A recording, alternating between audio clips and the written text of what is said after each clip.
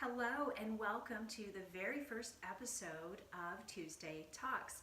Thank you for being here. I'm so excited that you have joined me today. My topic for today is showing up for your business. What is that? What does that even mean? Because I know that you go to work every day, you work on your business, but what does it really mean to show up for your business?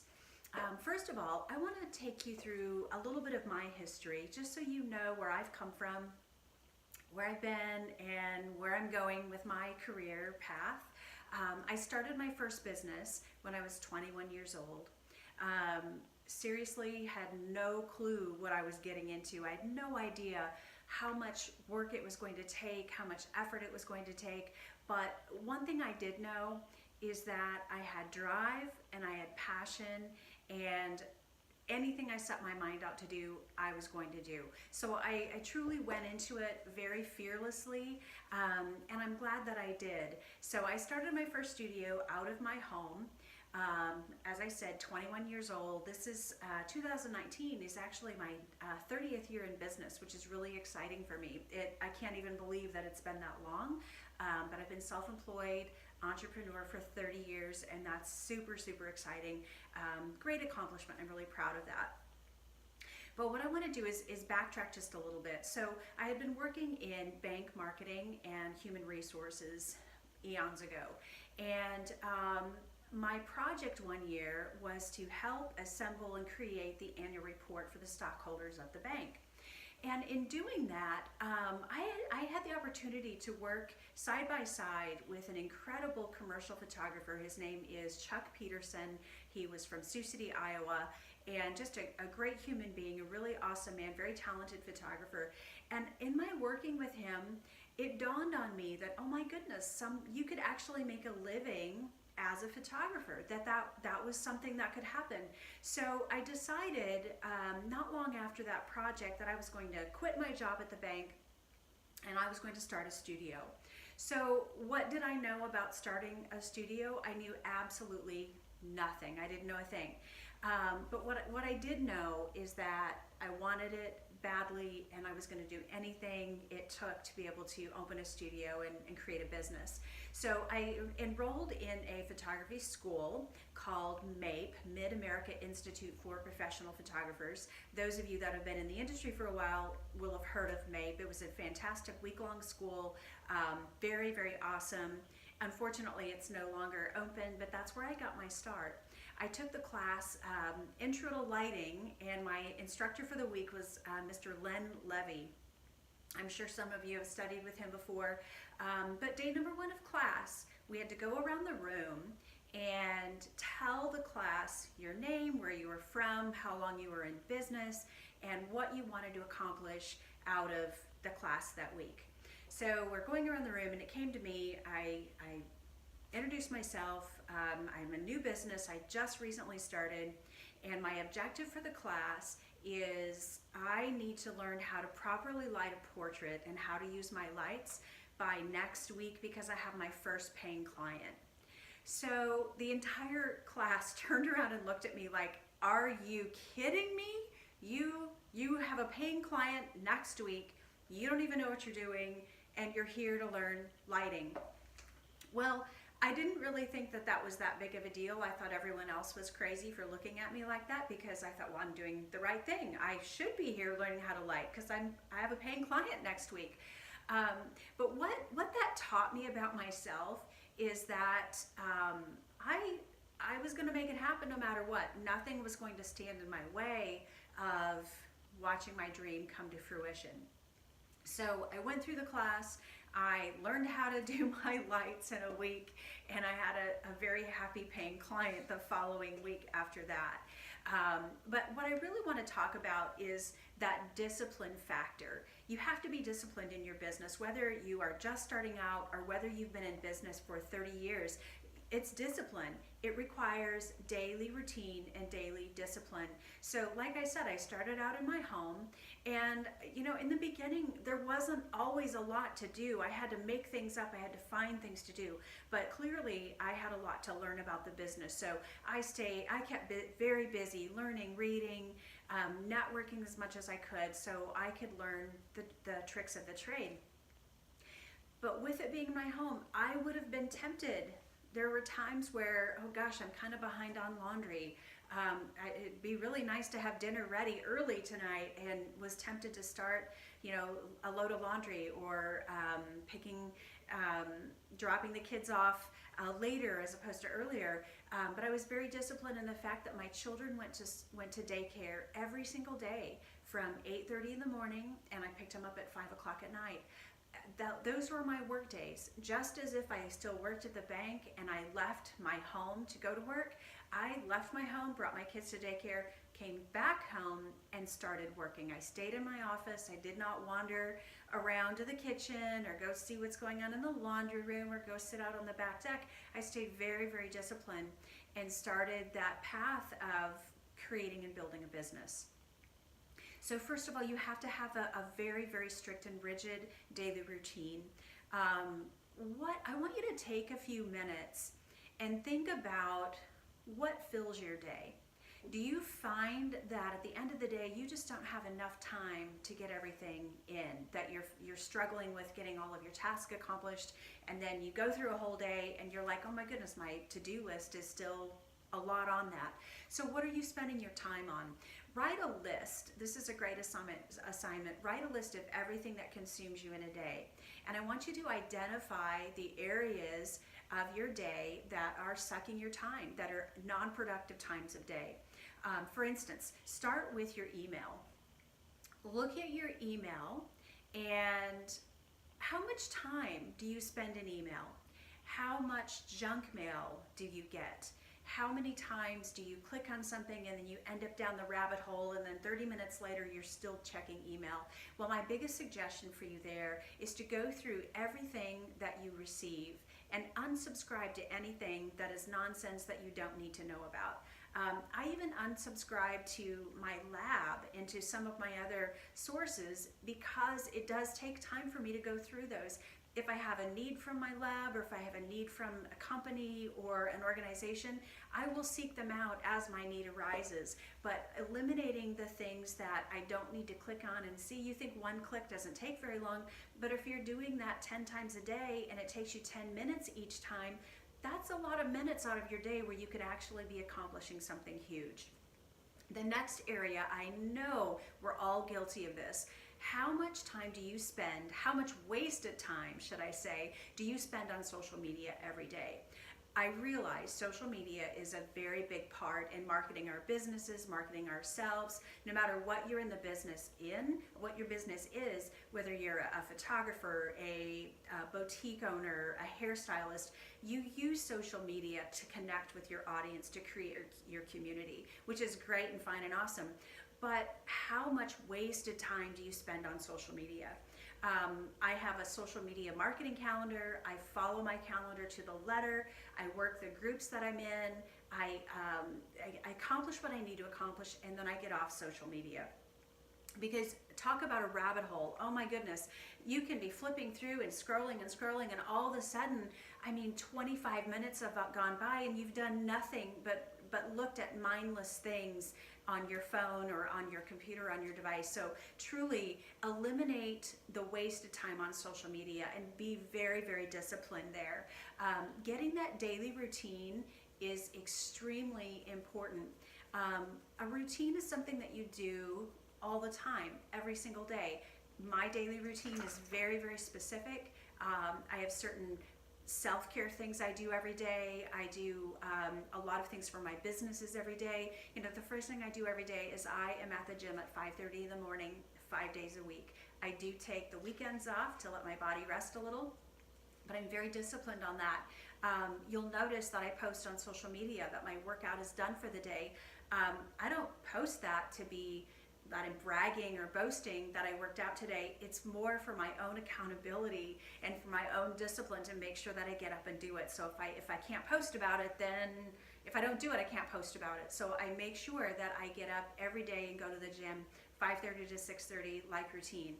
I come home, I make my breakfast, and I oddly I eat the same breakfast every single day. That's part of my healthcare plan, but it's also part of my self-care. I know what it takes to get my body feeling really, really good and regenerated for the day. So I usually eat 3 eggs and a piece of fruit every single morning for breakfast, along with my coffee. But while I'm doing that, my big personal goal this year for me was I wanted to read the Bible in the year of 2019. So every single morning I read my daily Bible verse before I do anything else. If I click on social media first, I'm going to go down that rabbit hole.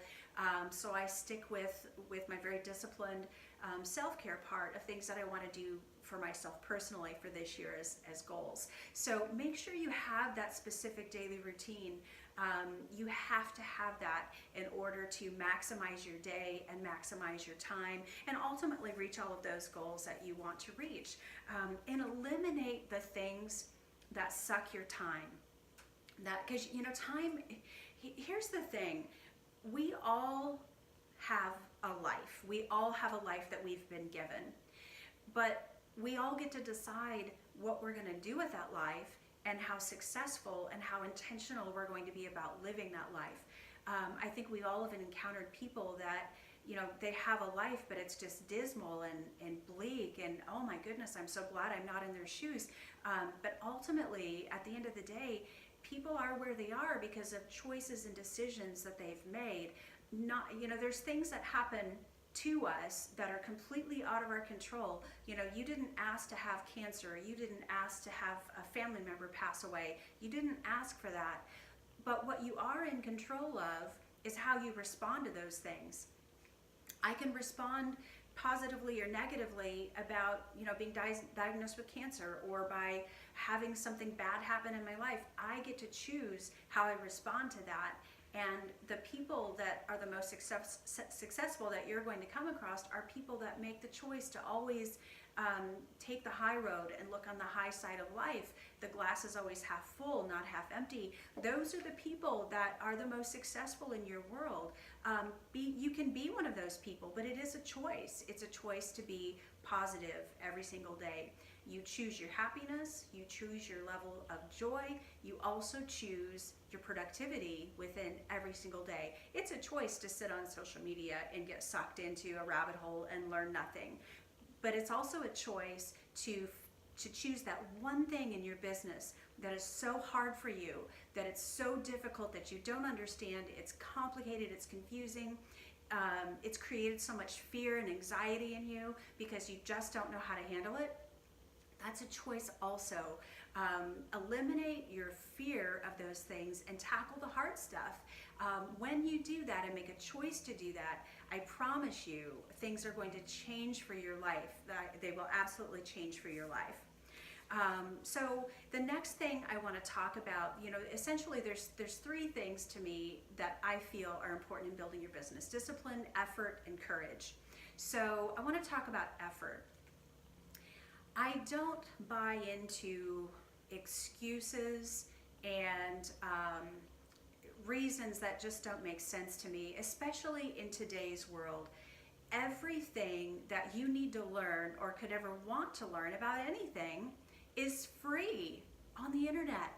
I mean, if you want to learn about hashtags, just Google hashtags. If you want to learn about portrait lighting, you can learn that. If you want to learn about sales, you can learn that. If you want to learn how to basket weave, you can do that too. Anything you could ever want to learn and know is available for free. There's no excuses. You have to do the work. You have to be disciplined to do that work and be prepared every single day for any and all opportunities that come your way. Now, when I started my business 30 years ago, I could have sat around and waited for the phone to ring. But why would you do that? I could have sat around and worked in my jammies. I could have sat around and worked in yoga pants. But what if an executive called and said, "Could you come by my office? I would like to talk to you about doing a corporate photo shoot for me." yeah, I have to get ready yet. I haven't showered yet. I've got to get my clothes on. No, you have to be ready at a moment's notice for that opportunity that could come calling or come knocking, or for you to be able to create that opportunity, because opportunities just don't land on your doorstep. You have to make them happen, but you have to be prepared for them. You have to be brand ready 24/7 while you are working within your business. And even beyond that, you get one first impression, and once you blow that, there's no do-overs with first impressions. So please be ready at all times to take on business and to tackle those opportunities. I mean, if you are a realtor, what if you're working from home that day, you're in your jammies, and that client calls and says, hey, Susie, I'm able to meet with you at lunch in 30 minutes. I had a change in my schedule. Can you meet me at the house I want to buy in 30 minutes? What if you're not ready? What if you're not prepared? Then what? You could miss the opportunity of a sale, because you can bet that if you're not ready and prepared, someone else is going to be. So you've got to be ready and prepared and be willing to put in that effort. Being a business owner is difficult. It's hard. There's nothing easy about it. If it were easy, everyone would be doing it. It's not easy, but it's going to take going the extra mile at all times and being prepared for what you don't even know you need to be prepared for. Having set and established business hours, times of day that you're going to be working on your business, that goes all the way down to from 8 to 8:30, I will check and respond to email and do social media. 8:30 to 9 o'clock, that's when I work on my marketing plan for the week or for the day, whatever that looks like for you. From 9 to 9:30, that's when I'm going to spend time creating clients, because again, if you have a special and unique product line, you have to create clients for that product line. So you have to be on your A game at all the time. There are no such things as having a bad day. When you're a business owner, you don't get the luxury of having that. So you've got to be willing to do the work. It's so important. I want to switch gears just a teeny bit. I'm very goal oriented. I have goals that I set for myself over the years. I have new goals weekly, new goals monthly. You have to write your goals down. I know everyone knows that. Write your goals down, look at them, think about them. I want you to think about this. Write your goals down every single day and write them in the pretense that they've already happened. So maybe you want to be an author and you want to be on the New York bestsellers list, New York Times bestsellers list. Write that down every single day. If you have financial goals, write that goal down. I want to be debt-free by August of 2019. Write your goals down every single day. And when you start writing them down with the intention, it just changes your mindset and it changes your energy, and these things will start happening for you. And goals essentially are dreams that you are wanting and hoping and working to come true for your life and for the life of your family. But what I want you to always remember is nobody will love your dreams and be as passionate about your dreams as you. Even if you have a supportive family, supportive spouse, supportive friends, no one is going to care about your dreams more than you do. So don't expect anyone to buy into your dreams at the same level and then same intensity as you have. That's an unrealistic expectation. So when you're sharing your dreams with a loved one, someone who's one of your biggest supporters, and they don't have the reaction to your dream as you hoped that they would, it's okay. It doesn't matter, because your dreams are your dreams. You do you. What's important to you is going to be different than what is important to them. Even though they're just as supportive and loving, they're never going to buy into your dreams as much as you do. They're never going to want that dream to come true as much as you. And don't have an unrealistic expectation on the people around you. Your dreams are up to you to make come true. Your goals are up to you to make come true. It just takes a lot of discipline, courage, and effort to make sure that you're on the right path to have those dreams come to fruition.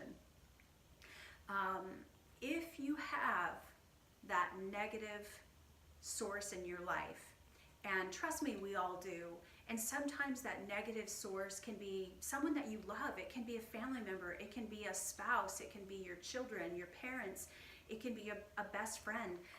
Now I realize you can't eliminate your family. Well, I guess you can, but you might not want to do that. but you can control how involved you allow them to be with your dreams. So if you have that negative source in your life, if you can eliminate it, delete it from your life, I promise you, if you do that, if you trim the fat and get rid of that dead weight in your life, your dreams will start manifesting in ways that you never ever thought possible. If you have that situation where it's family and loved ones or a spouse that does not see your dream as important as you do, you can't eliminate them, right? You really can't do that. But what you can do is you can put boundaries around yourself and your dreams. You can put boundaries with how much you allow them into your dream. And it doesn't mean that's not necessarily a bad thing, but what that is doing is it's eliminating. You choose, you're choosing, you're making that choice of who gets to play in your dreams and who doesn't get to play in your dreams. And by setting up that boundary that keeps you focused where you need to be focused, and you're not allowing someone to come in and be a dream sucker for you. You know, dreams are like balloons. You can see a balloon just floating nice and pretty, and that's a great dream, but there's always a jagged edge, there's a pin, there's someone who wants to crush your dreams or squash your dreams. And those people in your life, they're really miserable people because they don't want you to succeed because they couldn't succeed. They don't want you to see happy because they can't be happy. There's so many reasons why someone would crush your dreams, but here's the thing, it's not about you.